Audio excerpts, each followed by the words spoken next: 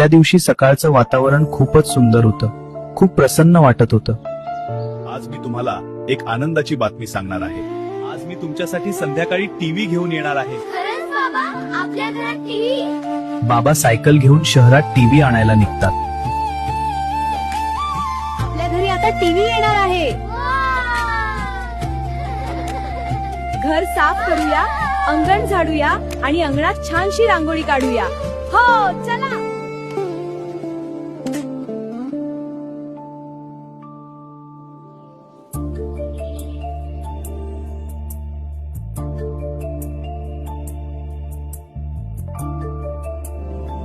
बाबा आले, टीव्ही